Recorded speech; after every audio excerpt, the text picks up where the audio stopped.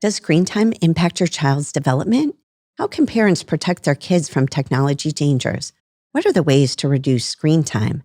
All that and more on this episode of Because They're Kids.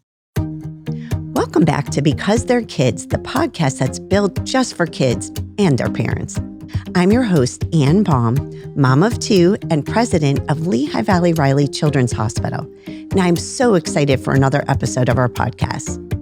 Parenting in this digital era can be challenging, but with the right tools and resources, you'll know how to navigate screen time and social media to keep your kids safe and healthy. Here to help us talk about kids and technology are my guests, Dr. Maria Aramburú, pediatrician with Lehigh Valley Physician Group Adolescent Medicine, and Dr. Katie Kint, a pediatrician with LVPG Pediatrics Center Valley. Dr. Aramburú and Dr. Kint, welcome to the show. Thanks for joining me.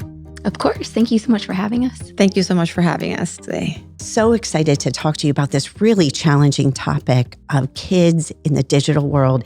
It's a great tool and a great danger. So I'm really anxious to hear what you have to share with our parents.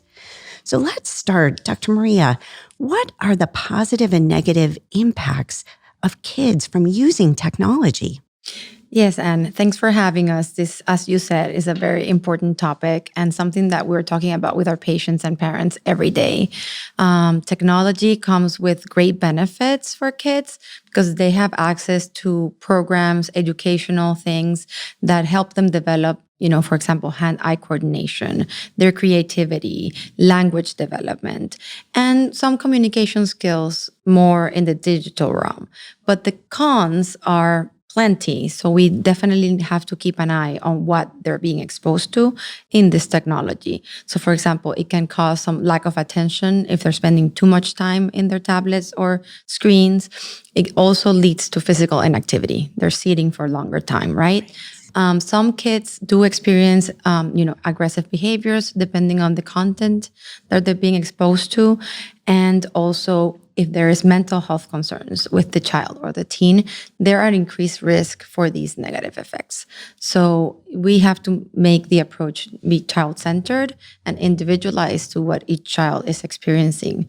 But definitely the time that they're exposed to it can affect more on the negative aspect. So it's really important to pay attention to this and keep track of what your kids are doing. It's kind of easy to give them a device and set them aside, but really important to pay attention. Dr. Katie, at what age is it appropriate to introduce your children to digital things like television or iPads? So fortunately, we do have some guidelines that are available from the American Academy of Pediatrics. So for younger babies and toddlers up to the age of 18 months, it's really not recommended to have any screen time. There is an exception made for things like FaceTiming or video chatting, where they can talk with family and friends who maybe they don't get to see all the time. And that's really not thought to be harmful. For our kids ages 18 to 24 months, it's really up to the parents' discretion of when they feel it's appropriate to introduce a screen. But for those kids, it is recommended that it be more focused on educational, high-quality programs, and that the parents are co-viewing with the child. While there's not a certain set amount of time, I think up until an hour is probably an appropriate amount. For ages 2 to 5, up to an hour is what's recommended. And again, we want to focus on those, high-quality educational programs, and it should still be supervised by a parent. For older kids, like ages 6 and up, we actually don't have a really great guideline in terms of the time that you spend in front of a screen. Research just hasn't really given us those answers yet. And I think it becomes more about balance. So doing things in moderation, making sure that you're not seeing any of those negative impacts of screen time. Well, we always hear everything in moderation, right? Yes. When you're having the kids have the screen time, how do you determine what is high quality programming? That's a good question. And I think one of the easiest things that we can do is preview these programs before we show them to our children.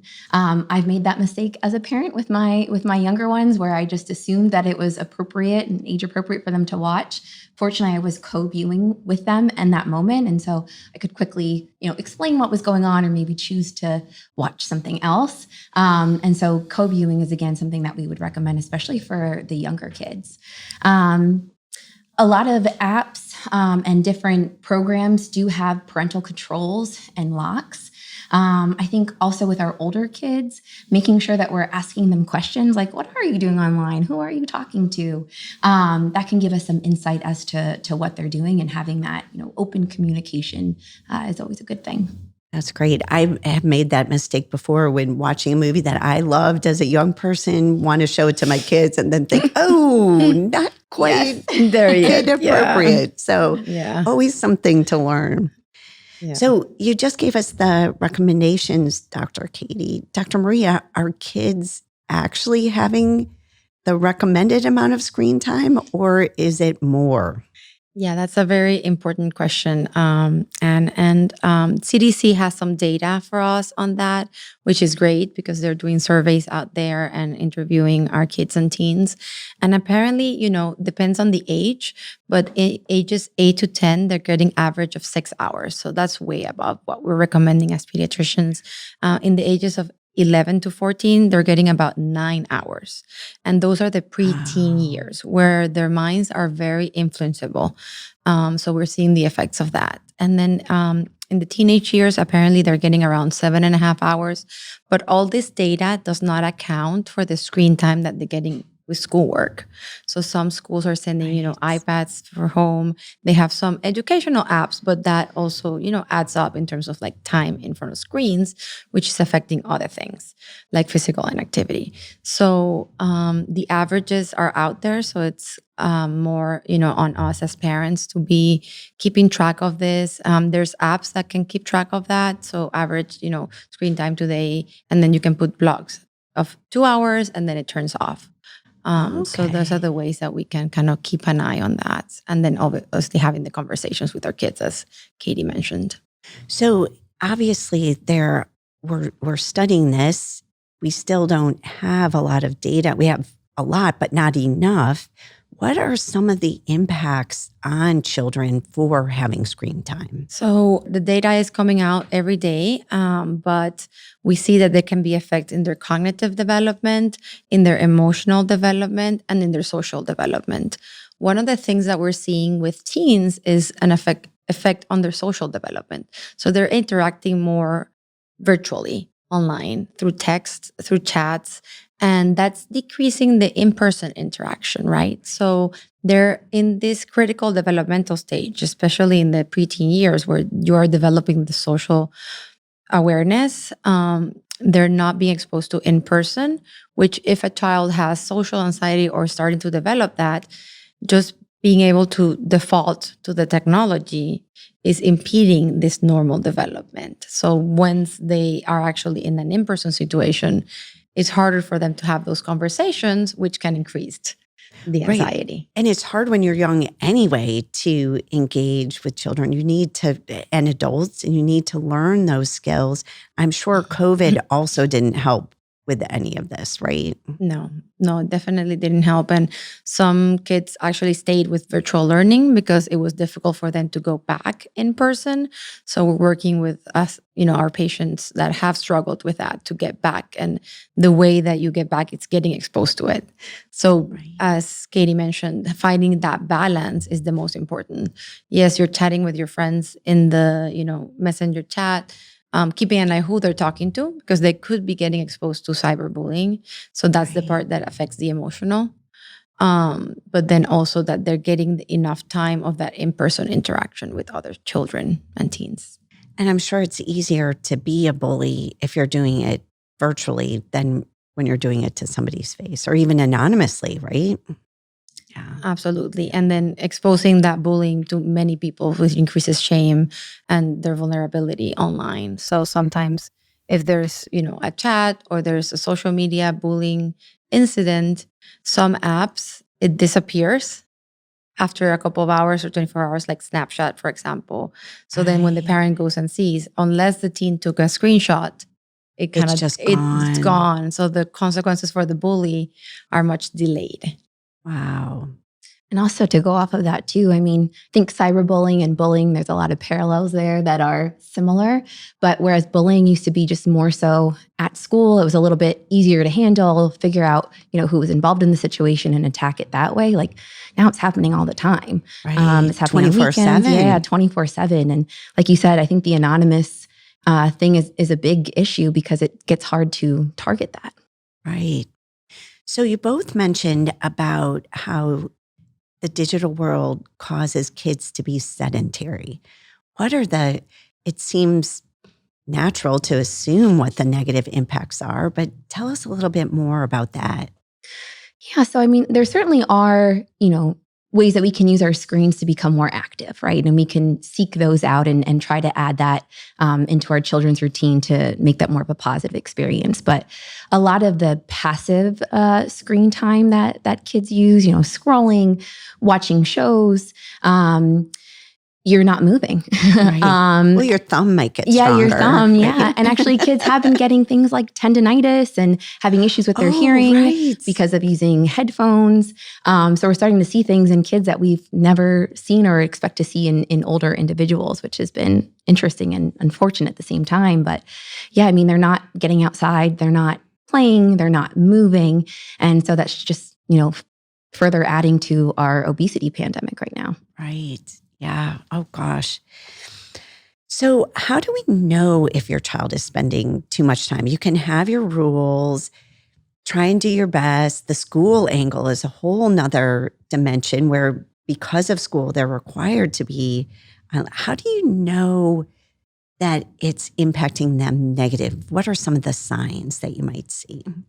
I think it's important to assess their wellness versus the screen time consumption. So what things are involved in their wellness? So just checking in, throughout like the week, how is the day being balanced out? Are they getting enough sleep? Are they getting enough time with friends? Are they participating in an activity that they enjoy, that they're passionate about, that keeps them engaged and motivated? Are they interacting with the family? Are they spending enough time at least once a day with a family meal or family interaction? And are they showing any mood symptoms that could be related like right after they're doing the screen time? So keeping an eye on the mood. And then are they moving their body enough? So I think the AAP has a tool that you can download online that gives you like the hours of the day. And then you put in like the other activities and like how much time is left for that screen time. So that can be a preventive way that you can look at, okay, if you're doing all these things, like, you get your 8 or 9 hours for sleep, which is more for the little ones, obviously. You're getting at least an hour of physical activity. You're getting some time with friends in person. We're having a family meal. That should be like half an hour to an hour. So how much time is left? So then that's the amount that they should be getting on screen time, because if they're doing more, then it's taking away from the other things that should be in your day. So almost their checklist of a healthy day and what's left over is the screen time, not the other way around. Yeah, that's interesting. And of course, we hear the family meal coming up all the time. Something to really think about. How do you make that time as a family to get together? It's really, really important. So how do you establish this healthy screen time? What do you do? This app sounds really great. Oh, and by the way, for those of you who don't know, AAP is the American Academy of Pediatrics. So that is a governing body for pediatricians and a great resource for both research and information. So when they're talking about this app, AAP is that. But what are other things you can do to establish this healthy screen time routine in your family? And I would ask, how do you as a parent modulate your own screen time so that you're setting the right example for your kids? So, Anne, I think you made a perfect point with what you just said. I think we actually have to look at ourselves and see what kind of behaviors that we're modeling, see how much time we're spending on our screens, because our kids pick up on that. From little kids, I mean, they're like sponges, they're absorbing things all the time. And even our teenagers, you may think that they're not paying attention to you, or you may think that they may not care, but you are the best model for their behavior. So I think it really starts with you as the parent. And then I think it really works best coming up with a plan together as a family. And as Dr. Maria was saying, the AAP does have a helpful planner that you can start with. I think it's called like the family social media use or something. I forget what it's called, but it's easy to find on the website. AAP actually has a website. It's called healthychildren.org. And it's just an easy to read website. It has a lot of different resources for families, whether it's about screen time or other things with your child's health. So I just want to put a plug in for that.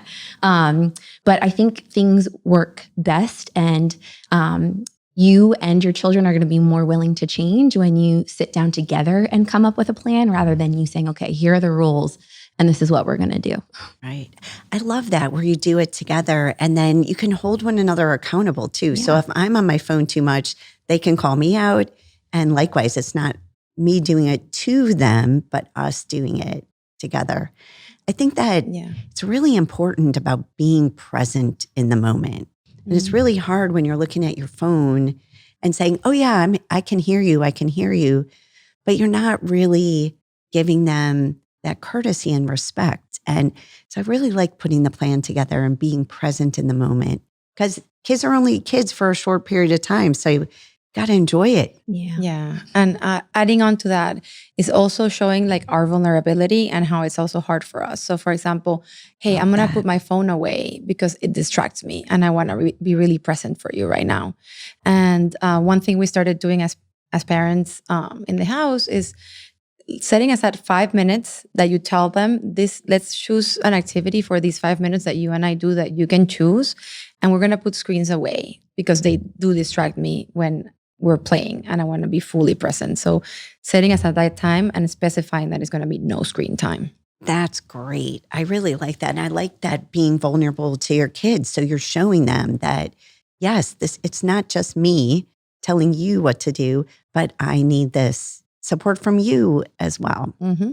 Mm-hmm. All right. Well, this is a great time to segue into social media.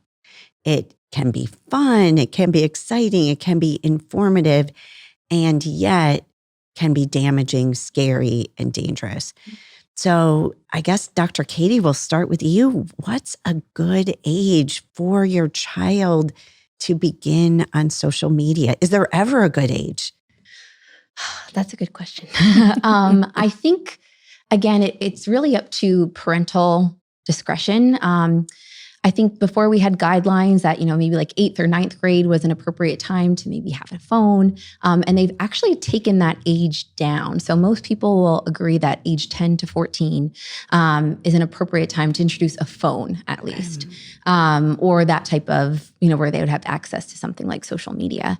I think it really depends on the child, right? So there's their age, but there's also, is it developmentally appropriate? I think some things to ask yourself, if you're wondering if your child is ready for that step, is how mature is my child, right? Like, how do they handle getting upset by things? How impulsive are they? How do they do with their time that they already spend on other screens, whether it's a tablet or watching TV? Like, are they adherent to your rules?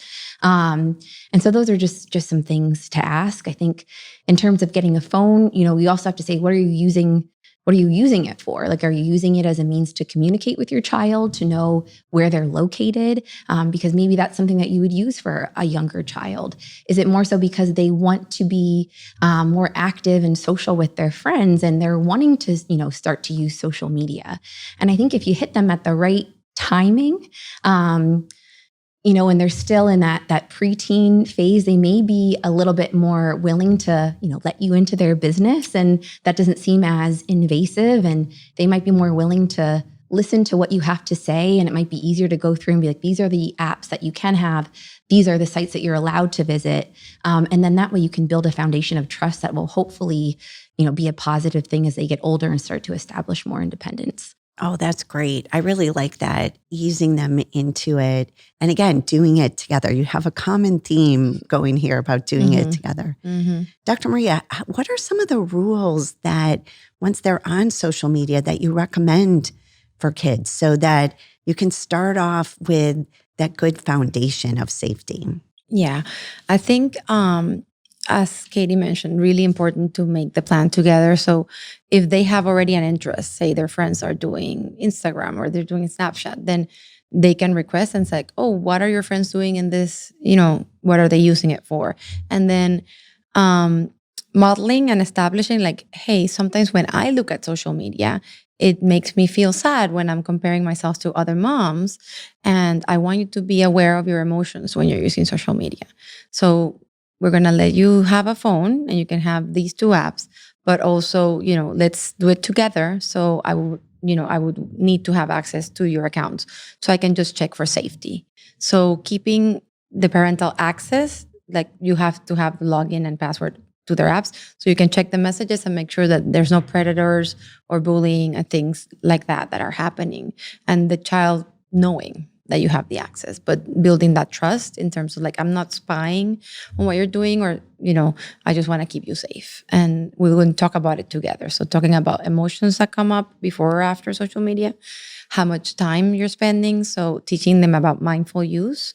So I'm going to go in and use it for 30 minutes and I'm going to be in Snapchat. So the tendency in this technology world is like the high-paced stimulating material, and they go to YouTube and then they're going to the shorts, the videos that are very short, and they're getting their attention span, and that affects their attention span. Sure. So ensuring that you're having that discussion and being, putting boundaries from the start. There's something also that's available online, which is like a social media use contract that then you can use with your child to put the things in writing. And then both of you sign, like, these are the rules. And if they're broken, maybe we need to back out on the use. I don't recommend taking away phones or taking away technology as punishment, because then that becomes more desirable. And kids are getting phones somewhere else and hiding it. And it's like this, I want to use it. And I do have patients where parents are punishing them for like 3 months without a phone. So then it becomes like the punishment tool, and that's not good. So it's more like a reward for good behavior. The things that we need to get you to get through is have your dinner, have your shower at night, your hygiene, and then you can use a little bit for half an hour or whatever time works for the family, but using it more of a reward, but don't use it as a punishment. As a penalty. Penalty, yeah.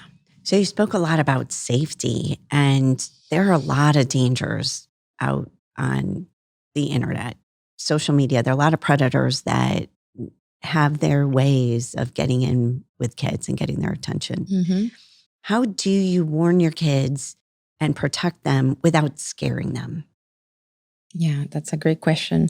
I think we do have to give them some examples of things that can happen and explain, how using the social media or being out there comes with responsibility. Because once you put something out there, people can screenshot and it's forever out there. You can't take it back. So I have patients that have gotten in trouble because they posted something innocent, but they didn't, think about the consequences. So, check with me before posting something at the beginning, and then just like reviewing the content that they're posting out there.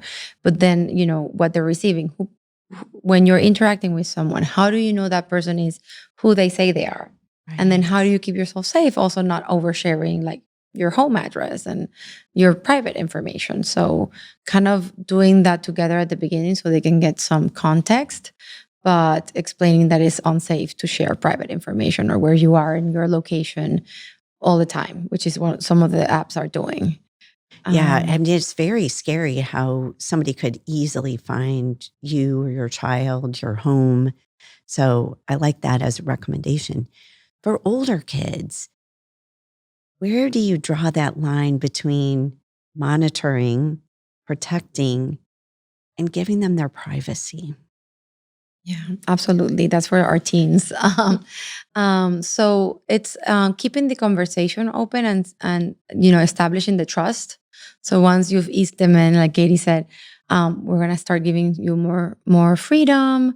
But these are some of the rules and regulations. We expect you can adhere to them, and you have our trust. But if any of these are broken, we kind of have to go back to more supervised content. So framing it like that, and then, maybe not logging into their account or anything, but kind of like sharing at the end of the day, hey, how are you feeling after using social media? What things are you looking for? What people are you chatting with? And having that family time to have those conversations. And that open environment where they can talk about something that maybe didn't go well, right? where they had that bad Yes. experience. That's very important, and I'm glad you mentioned it. There has been cases of like predators and things like that have threatened kids. If you need to do this, or I'll hurt someone in your family, or you do that, and don't tell anyone that we're doing this. Like taking a inappropriate picture and sending it, things like that, and then we have to warn them about this. Like, you will never get in trouble with me. Come to your parents to share anything that feels scary or odd, because you will not get in trouble with us. We are here to help you. So it's connection is the most important. Really, them trusting that you have their best interest in mind. I think that's great to let them know that no matter what, even if it's a huge mistake, come to you and you'll help them. Yeah. I think that's a Yeah, really keep safe repeating place that. for them. Yeah. Repeating that. I do think you have to keep saying things over and over and over and over again. And they're listening, but it's good to keep saying it. So, Katie, you talked a little bit earlier about cell phones and when it's appropriate. And right now, a lot of people, they don't even have a landline in their house. Everybody has cell phones. So they've become a really important tool. How does a parent evaluate when to get the cell phone, what type of phone, what to make available? What are some resources available to them? It depends on what they want the phone for, right? So if it's just about like knowing someone's location, just a regular like prepaid cell phone is probably not going to help you with that because it doesn't have those capabilities. Whereas if your main concern is communicating with your child when they're not around you or trying to, coordinate pickup times, maybe a simple prepaid cell phone is really all that you need. There's also other things besides phones that you can use to track your child's location. So a lot of smartwatches will have that capability. There's AirTags. There's other things that you can use that will give you some sense of safety without giving them access to social media and other things that we would maybe not want them to have access to at that time. And so again, it really depends on the family's needs, I think. That's great advice.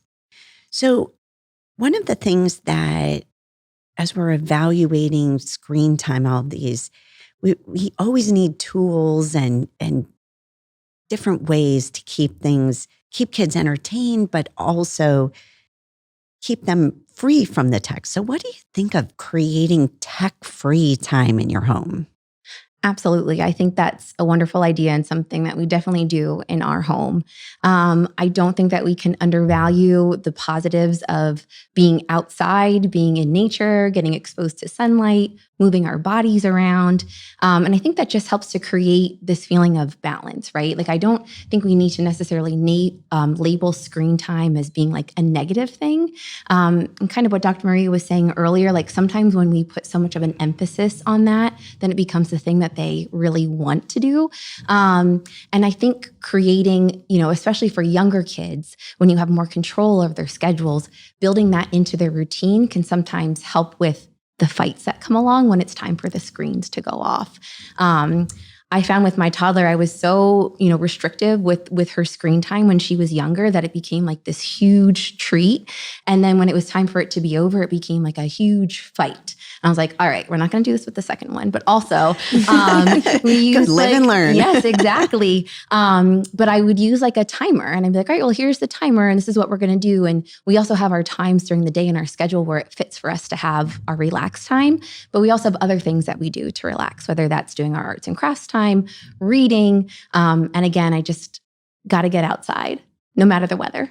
Mm-hmm. It's good for your vitamin D, right? Absolutely, Yeah. which we could all use. For sure. So, Dr. Maria, what can we do to help kids thrive in this technology-driven world where they get just enough for it to be useful, but also don't miss out on the wonderful other things that exist in the world? Absolutely. This is so important. As Katie said, having them be outside every day, no matter the weather, no matter if it's raining, but teaching them from the beginning before they're exposed to all these screens, the value of these like outdoor activities, hobbies, things, sports. And the more they get passionate about those things, one, we as parents should try to show our interest in those things, go see them to their games, even try to do some activities together that are family activities that we look forward to.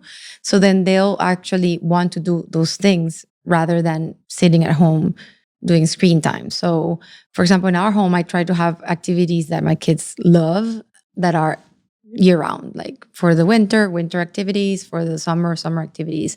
And they look forward to those. So then that takes away a lot of time that they could be doing screens because those activities take time. So, kind of like focusing on like when they're little, what activities can I, expose them to so they find what they're passionate about. And if it's art also, like art or music or anything, but things that take away that time that they can just default to screens. And then modeling that, let's go for a family walk. Let's go for a hike. Let's go do something in the snow, things like that. That's awesome.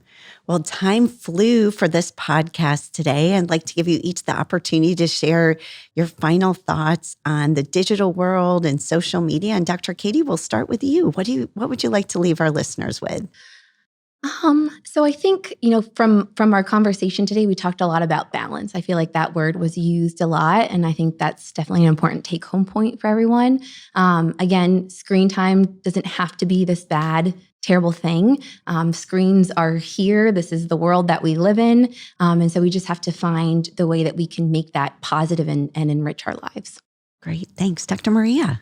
Yeah, thank you. Well, I want to focus a little bit more on the teens because this is the population I'm taking care of. And I wanted to, kind of focus on the mental health. So keeping an eye on our kids' emotional health. So making sure that they have the lingo, the language to express what they're feeling. So it's something that we can work on as part of their development is, how do they know what they're feeling and how they're expressing it so that when it comes up in social media, they have that language to express. I'm feeling sad. I'm feeling frustrated. I'm feeling very angry every time I look at social media, and also model that. So as parents, modeling, I think, should be the thing. And then look at our screen time, look at how we're feeling, and if we're expressing that to our kids so they can express it back to us. And then one thing that we didn't address here too much, but it's really of concern of mine, is the effects of social media on body image. And we can do a whole episode on that. So that one, keeping an eye on, how am I comparing myself to other peers and what is being put out there as the ideal body. So we're all flawed, we're all imperfect, and we're all unique. So we don't need to be comparing ourselves to others, but we're going to do it. And everything in social media is with filters, and they're only showing the perfect, bright days, but they also have sad days. So making them aware of that, because they'll start comparing themselves and say, everybody has a perfect life except for me, or a perfect body. So that's one thing that, we can talk more about later. Well, Dr. Maria, Dr. Katie, thank you so much. What great advice for us as parents to stay engaged with our kids and really help them have healthy use of screen time and healthy family life. So thank you so much, both of you, for being here. You're so welcome. It was a pleasure. Thanks for having us. For more kid-focused health tips, advice, and must-know news about Lehigh Valley Riley Children's Hospital, follow us on Facebook and Instagram at LVHN Children. And remember, every parent needs a partner through parenthood, so make sure to subscribe or follow Because They're Kids wherever you get your podcast, so you never miss an episode.